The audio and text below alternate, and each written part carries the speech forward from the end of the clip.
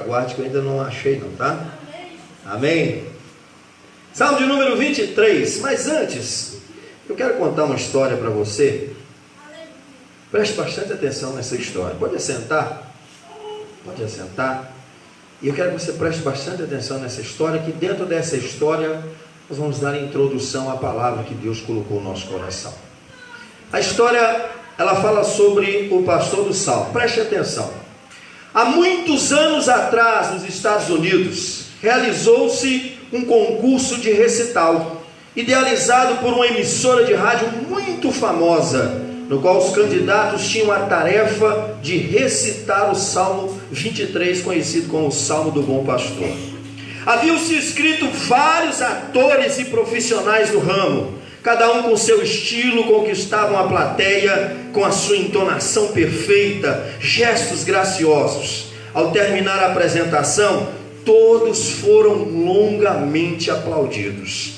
Então, para a surpresa de todos que ali estavam, subiu ao palco com muita dificuldade um velho pastor, com a sua voz débil e oscilante, e com muita dificuldade ele também repetiu o salmo da seguinte maneira: o Senhor é o meu pastor e nada me faltará.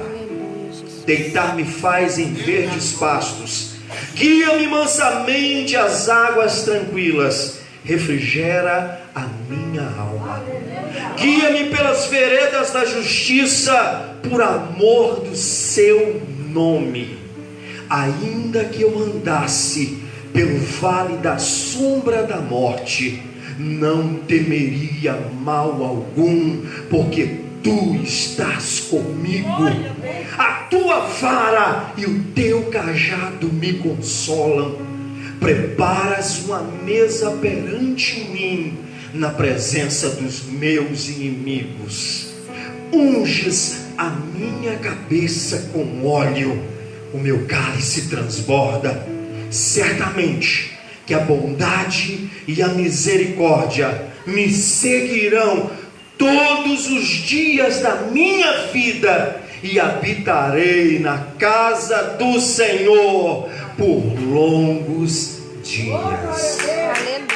Quando esse senhor ele terminou de falar, sabe o que aconteceu? Não se ouviu nada, nenhuma palma, nenhum barulho. A plateia, ela estava profundamente emocionada. As lágrimas, elas escorriam pela face de homens e mulheres. Ninguém falava ou se movia. Então, percebendo que o discurso daquele homem de Deus falara de uma forma mais profunda ao coração daqueles que estavam ali ouvindo, um dos jurados se voltou para aquele senhor e disse o seguinte: como é que o senhor foi capaz de superar todos aqueles que aqui se apresentaram, se você não conhece os recursos da dramática que os demais aqui dominaram tão bem? Aquele senhor, já cansado pela idade, pelo sofrimento da vida, ele olhou para aquele jurado, deu um sorriso esboçado e disse para ele: sabe por quê? É porque todos que aqui se apresentaram, eles conhecem apenas o Salmo do pastor. Eu, porém, conheço o pastor do Salmo. Agora você pode bater palma. E eu queria que através dessa história, que é uma história real, que eu quero dar uma introdução aqui nesse Salmo, que a gente às vezes, pastora e pastores que aqui estão, a gente não dá um devido valor a esse salmo, mas esse salmo, querido, ele é um salmo completo, ele é um texto completo, ele traz para nós tudo aquilo que precisamos para a nossa vida. Eu já quero começar dizendo uma verdade aqui, que nós ficamos muito mal acostumados com esse salmo. Por exemplo, na nossa Bíblia, eu pesquisei no texto original, na nossa Bíblia começa como? Começa assim: o Senhor é o meu pastor, nada me faltará. Pois eu quero te chamar a atenção para uma realidade. No texto original hebraico, quando Davi escreveu, ele não escreveu dessa forma. Não era isso que ele quis expressar. A palavra começa assim: Adonai roi lo errar. o Senhor é o meu pastor, Ele não me faltará. Sabe por quê, irmão? Porque esse primeiro versículo, na nossa tradução, traz uma impressão que Deus é uma dispensa. Coloca Deus como um mero provedor, como alguém que está ali de braços abertos, pronto para só abençoar. E eu achei interessante que eu pesquisei aqui, e Davi, quando, segundo a maioria dos historiadores, quando ele escreveu esse salmo, ele estava num período de maior dificuldade da sua vida. Muitos estudiosos dizem que ele escreveu esse salmo naquele período de 10 anos em que ele estava sendo perseguido por Saul. Ele estava em meio a uma grande perseguição. Para um bom leitor da Bíblia, você sabe que Saul perseguiu Davi ferrenhamente por 10 anos. Alguém já teve essa experiência? De alguém perseguir você? Não é perseguir, irmão, botando indireta no Facebook. Não é perseguir botando indireta no status de WhatsApp, não. É perseguir mesmo, é colocar soldados à busca, procurar o camarada até debaixo de pedra para matar. Davi passou 10 anos de perseguição ferrenha, e foi nesse período que ele escreveu o mais lindo salmo que está registrado na Bíblia. Aí que eu entendo quando ele diz: o Senhor é meu pastor, Ele não me faltará. Irmãos, nós estamos vivendo um tempo de crise, pastor. Tem pessoas que estão numa histeria terrível. Eu trabalho no ramo do comércio, eu trabalho ali no EPA Supermercados, ali do shopping. E quando começou esse negócio de coronavírus e falar só o álcool gel para resolver, irmão, que histeria do povo, que desespero. Gente comprando e acumulando, armazenando álcool gel. E um álcool gel que custava 5 e pouco foi para 17, 20. Tem lugar por aí que eu já nem sei mais falar quanto que está custando. O desespero tomou conta do povo. Em meio a uma histeria muito grande, a gente vê o desespero. Nós estamos vivendo um tempo de caos. Foi nesse tempo que Davi escreveu o Salmo 23. Num tempo de caos, num tempo de perseguição, num tempo de ausência de paz, num tempo de ausência de tranquilidade, num tempo de falta das coisas. Porque, querido, quem anda perseguido tem que se esconder, não é verdade? Ele não tem livre acesso a qualquer coisa. Davi escreveu esse salmo, por isso que ele diz: o Senhor é o meu pastor e Ele não me faltará. Deixa eu te falar uma coisa.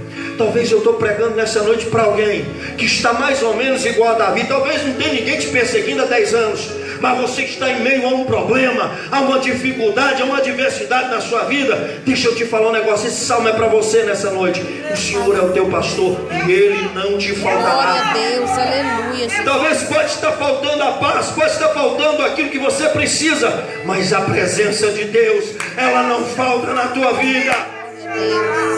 É por isso que eu estou dizendo aqui que quando foi traduzido para o português e que fizeram essa colocação, eu não concordo muito bem com isso, porque dá essa impressão que Deus é para nós só aquele que faz e acontece para nós. Mas não, querido, Deus é aquele que está conosco em todo o tempo. Se estiver na luta, Ele está conosco. Se estiver na bonança, Ele está conosco. Quem lembra de Sadraque, Mesaque e Abednego, que foi citado aqui? Querido, aqueles 3 homens eram para ter se revoltado contra Deus. Cadê o Deus que eu estou servindo e não vai me livrar da fornalha? Mas sabe o que eu acho interessante? Eles entenderam o que Davi entendeu, que o Senhor não faltaria para eles. Aleluia. Porque quando o decreto foi editado ali pelo rei, e o rei falou com ele, falou assim: ó rei, nós não vamos nos render a esse decreto, nós não vamos nos prostrar, nós não vamos adorar. Faça o Senhor conosco o Senhor quiser, mas nós não vamos negar o nosso Deus. A Bíblia diz que o rei mandou esquentar a fornalha 7 vezes, e a Bíblia diz que as chamas eram tão fortes que os soldados que jogaram aqueles 3 homens na fornalha, eles foram consumidos pela chama. Mas a Bíblia diz que eles estavam ali naquela fornalha, e quando o rei olhou em meio ali, aquela luminosidade das chamas, ele disse: uai, peraí, eu não mandei que jogasse 3? O que está acontecendo? Eu estou vendo 4. E aquele 4º homem que eu estou vendo é semelhante ao filho dos deuses, e ele está andando no meio daquela chama com aqueles moços. Sabe o que é isso? Sabe o que eu aprendi aqui? É que o mesmo Deus que para Davi, aquele que não faltou em momento algum, era o mesmo Deus que estava com Sadraque, Mesaque e Abednego naquela fornalha. Querido, o tempo é de caos, o tempo é de problema, o tempo é de adversidade. Pode nos faltar até mesmo a liberdade, às vezes, de transitarmos de um lugar para o outro. Pode nos faltar muitas coisas, como o país está entrando em um colapso econômico aí, mas a presença de Deus, ela não falta. Pode me faltar tudo, menos a presença de Deus, querido. Porque se faltar a presença de Deus, aí falta tudo. Minha mãe sempre dizia um ditado, ela dizia assim: meu filho, o pouco com Deus é muito, mas o muito sem Deus é nada. A gente vê por aí a preocupação que está rondando muitas pessoas. É lógico que é normal se preocupar, mas não deixe que a preocupação te leve ao desespero. Não deixe que a preocupação te leve a tomar decisões precipitadas. Entenda que o Senhor é o teu pastor e Ele não te faltará. Glória a Deus. Eu acho interessante que Davi, ele estava falando isso com propriedade, porque ele estava falando a respeito de Deus uma coisa que ele conhecia. Davi sabia muito bem o que era ser um pastor. Davi sabia muito bem, porque quando ele, antes de ser levado ao trono, ele era um rapazinho meigo e ruivo, que ficava tomando conta das ovelhas de seu pai Jessé. Enquanto os bonitões, os fortões, os malhadões dos irmãos dele estavam lá paparicando o papai, Davi estava cuidando de ovelha. E quando ele escreveu esse salmo, ele sabia o que era o cuidado de um pastor para com a ovelha. Tanto é que ele começa aqui no versículo 2, o que ele diz aqui? Versículo número 2, ele diz assim: deitar-me faz em verdes pastos, guia-me mansamente às águas tranquilas. Mas espera aí, como Davi podia dizer isso? Se lembrando que a situação geográfica da região onde Davi exerceu o pastoreio e aonde ele habitava, era uma região de muitos desertos. Aquela região ali de Israel era uma região de muitos desertos, e era muito difícil às vezes encontrar pastagem para ovelha. Existiam pastores que andavam até meses com seus rebanhos para levar em lugares onde tinha boas pastagens, onde tinham águas tranquilas. Davi sabia o que era isso, mas sabe o que Davi está passando para mim e para você acerca do nosso Deus, que é o nosso pastor? Nós podemos estar andando no deserto, mas Deus tem um lugar de pastagem especial para abastecer a nossa necessidade. Glória a Deus. Podemos estar no meio do deserto. O povo hoje está desesperado, tão preocupado que vai faltar isso, vai faltar aquilo outro. Querido, deixa eu te falar um negócio. Nós conhecemos um Deus que pode faltar, mas Ele provê. Aleluia. Pode não ter, mas Ele faz acontecer. Glória a Deus, aleluia, Jesus. Você lembra de Elias? Segunda ou primeira Reis, eu sempre faço confusão aqui no capítulo 17. Elias, um camarada que estava indignado com a idolatria de Acabe, com a rebeldia de Acabe. E a Bíblia diz que Elias chega, um homem cheio de Deus, chega para o rei Acabe, mete o dedo na cara dele e diz assim: olha, rei, nem chuva e nem orvalho vai cair, senão segundo a minha palavra. Ele não disse segundo a palavra de Deus. Eu acho interessante, o camarada era tão cheio de Deus, pastora, que ele chegou e tomou a frente e falou: é segundo a minha palavra. Deus olhou lá do céu e falou: esse camarada tem ousadia, ele está defendendo meu nome, vou cerrar os céus. Meu Deus. E a Bíblia diz que cerraram-se os céus, e por 3 anos não choveu. Aí Deus virou para Elias e falou assim: olha, você vai lá para o ribeiro de Querite, porque eu já ordenei a corvos que te sustentem. Ó, querido, deixa eu te falar, o coronavírus pode estar aí preocupando e perturbando, mas Deus está dizendo para você: fica tranquilo, porque eu sou teu pastor e eu vou te conduzir a passos verdejantes de água do descanso. Aleluia, Jesus. Oh, querido, Deus, a nossa confiança tem que estar em Deus. É verdade. Devemos sim tomar as precauções necessárias. Não podemos ser relapsos, relaxados e irresponsáveis. mas nós temos que pôr a nossa confiança no sumo pastor das nossas almas. E a Bíblia diz que chega Elias ali e está lá, água fresquinha para tomar, e corvo, querido, corvo levando pão e carne. Meu irmão, corvo é um animal carnívoro, mas quando Deus dá ordem, querido, não interessa, Ele faz acontecer da onde há improbabilidade. E Elias estava ali, a Bíblia diz que secou o ribeiro, encerrou, e Deus já estava preparando. Sabe o que eu fico pensando, pastora? As pessoas ficam preocupadas, meu Deus, o que vai ser de amanhã? O que vai acontecer? O que vai acontecer? Como é que vai ser? Eu já não estou nem, eu quase não estou entrando mais em nada para ver, porque é tanta notícia ruim. Irmão, me perdoe a fraqueza, mas é o povo que gosta de disseminar desgraça. Eu nunca vi desse jeito. É fake news, é não sei o que, é tanta tragédia, querido. Eu nunca vi desse jeito, eu fico até com medo de entrar nas redes sociais. Estou raramente entrando, querido, porque, pelo amor de Deus, de cada 10 notícias, uma é boa, o resto é tudo ruim. Verdade. Querido, quem tem o Senhor como seu pastor, ele não tem que ficar preocupando com o que vai ser. Basta cada dia o seu mal, e a cada dia que tiver o seu mal, Deus pode te abençoar no tempo oportuno. E quando encerrou ali aquele momento ali, que o ribeiro de Querite secou, a Bíblia diz que Deus vira para Elias e fala: Elias, agora você vai lá para Sarepta. Olha, eu acho interessante, Deus é tão tremendo que ele diz assim: eu já ordenei uma viúva que te sustente. Meu querido, antes mesmo de você se preocupar, Deus já ordenou a tua vitória. Glória a Deus, aleluia. Antes mesmo de você ficar inquieto, apreensivo, preocupado, Deus já ordenou a tua vitória. Descansa no teu pastor, confia no teu pastor, que ele não te faltará. Glória a Deus, aleluia. Aí Deus vira para ele: eu já ordenei uma viúva que te sustente. Mas peraí, aí para os incrédulos e desesperados de plantão, o questionamento é o seguinte: peraí, viúva para sustentar? Porque naquele tempo, no contexto daquele tempo, não era como hoje. Hoje, se fala de viúva, o que já vem à mente? Pensão, né? Somente se for de um ferroviário, de um militar, né? Ô glória! Pensão, um político, né?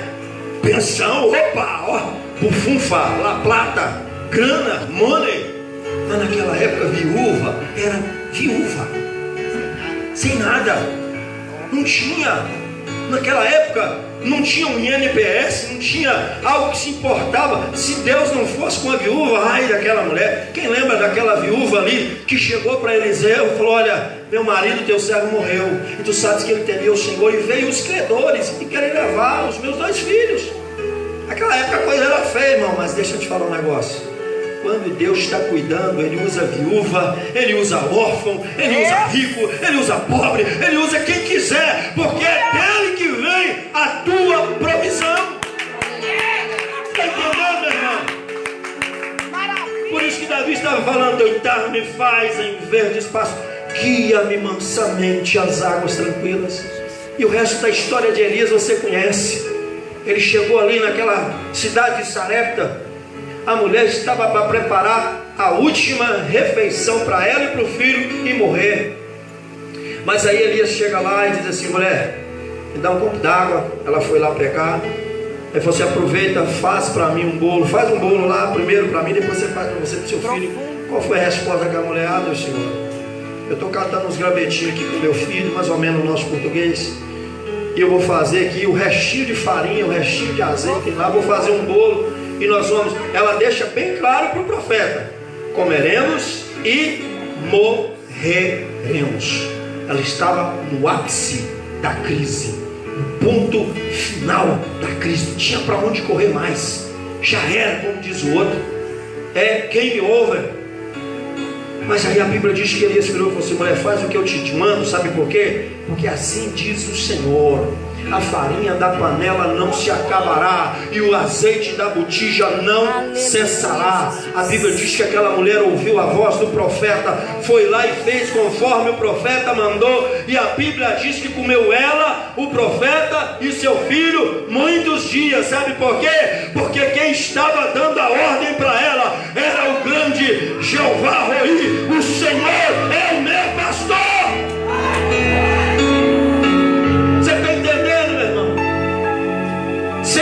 como Davi tenha o Senhor como seu pastor, não importa a situação, não importa o momento, não importa a circunstância, Ele tem que ser o seu pastor. Davi aqui no verso 1, ele está falando de intimidade, ele está dizendo que o Senhor é o meu pastor.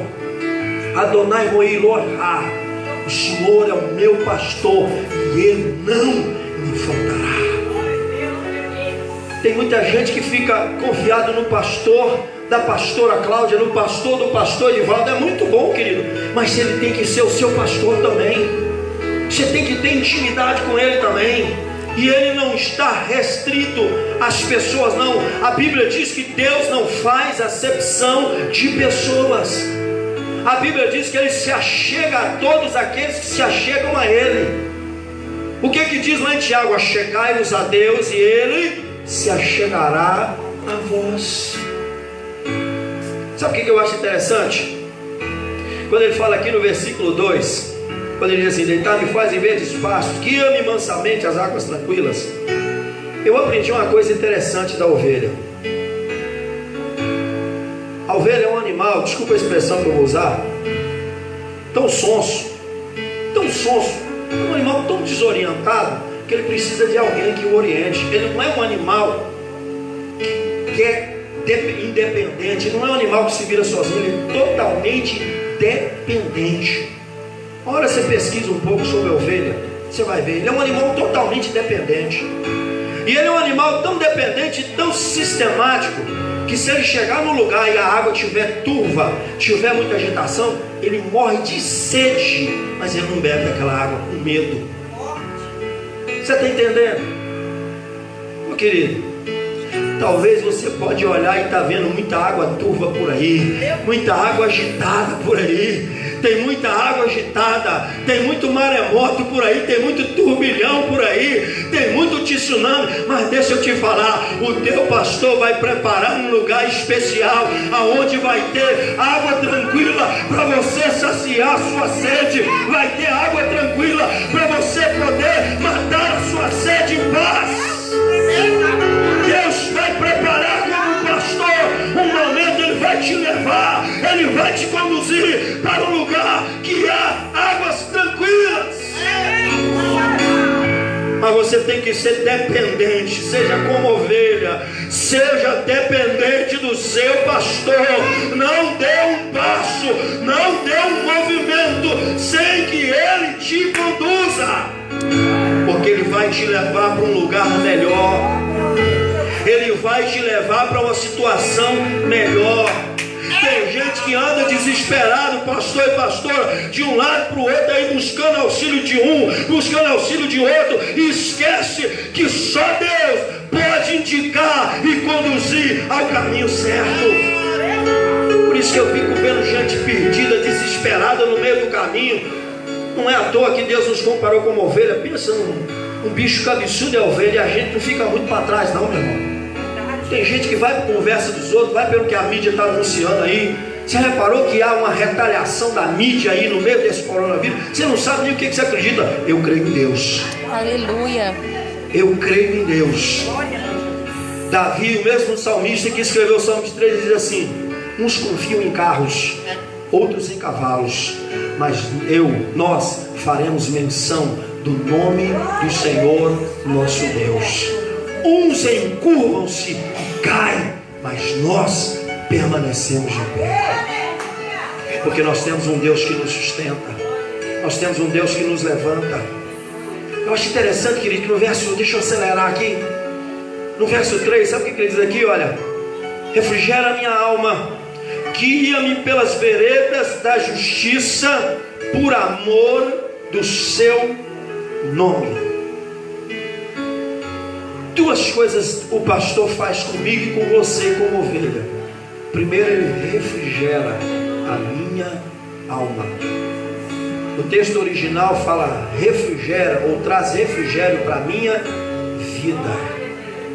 Querido pastor, nós temos um Deus que na hora que a pressão, pastor, está grande, sabe aquele momento da vida que você se sente tão pressionado pelas lutas da vida, pelas cobranças da vida, a pressão, parece que a sua pressão vai lá no teto, chega a dar uma taquicardia. Já viveu isso na sua vida?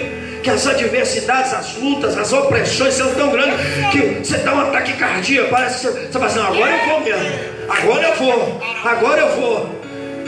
A Bíblia diz que o Senhor, Ele refrigera a sua vida. O pastor, ele pega.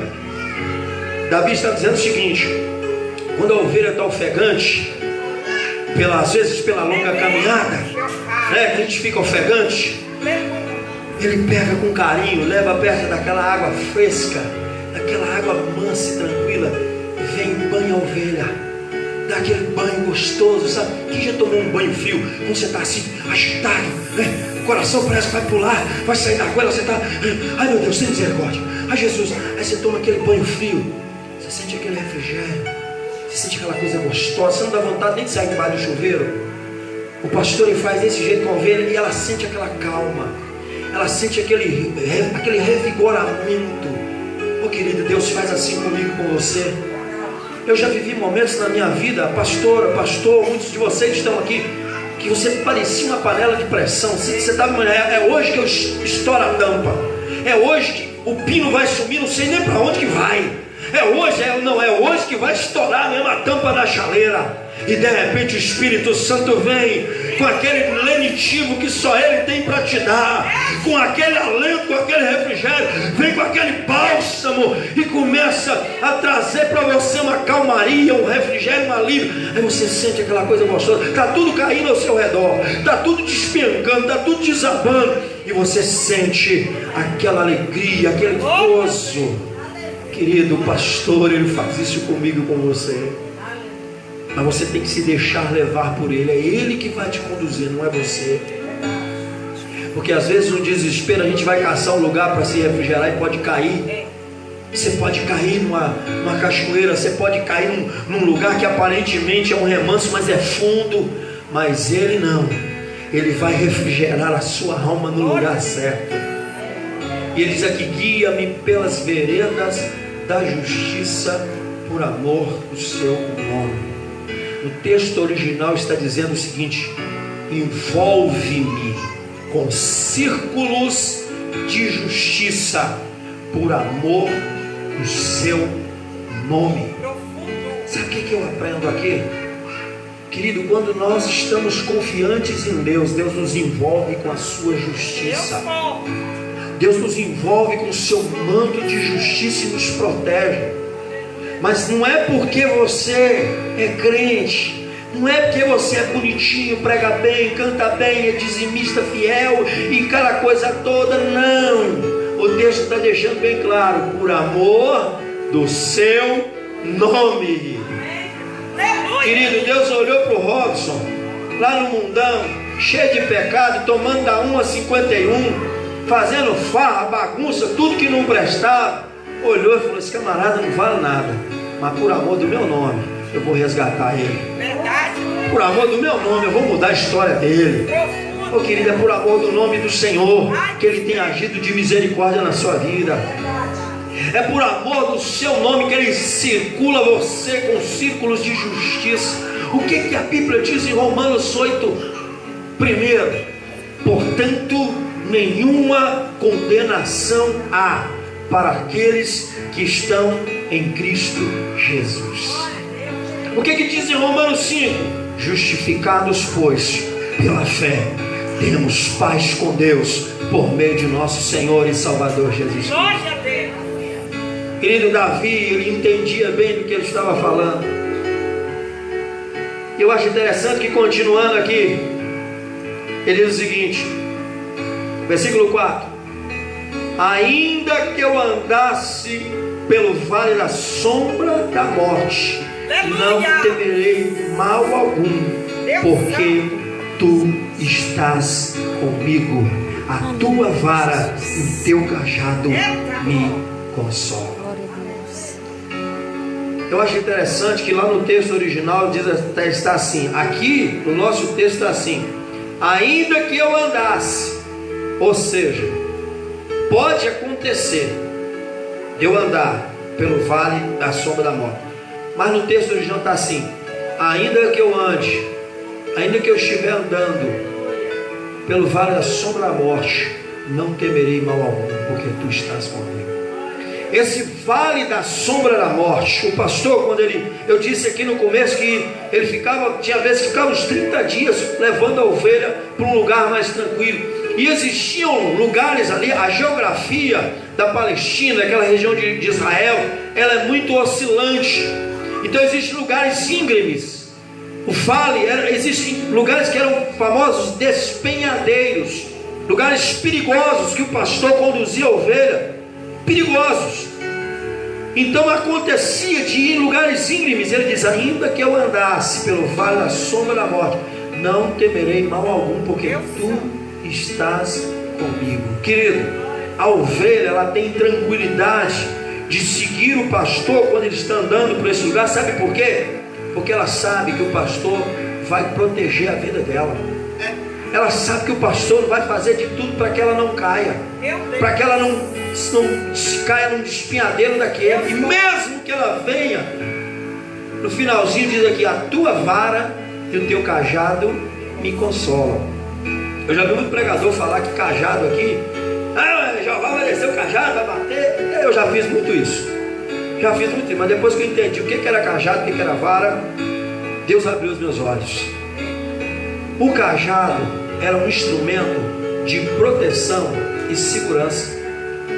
O cajado do pastor geralmente era uma vara comprida, ele tinha uma curva na ponta, parecendo esses cabos de guarda-chuva dessas senhoras mais idosas, né? Esses senhores mais idosos, tipo do pinguim, né? Para que era aquilo? Era justamente caso a ovelha se esquivasse, escorregasse, viesse a cair, ele laçava ela, buscava ela e não deixava cair. Porque, pastora, pastora conhece um pouquinho da minha história. Já teve momentos que eu achei que eu ia cair.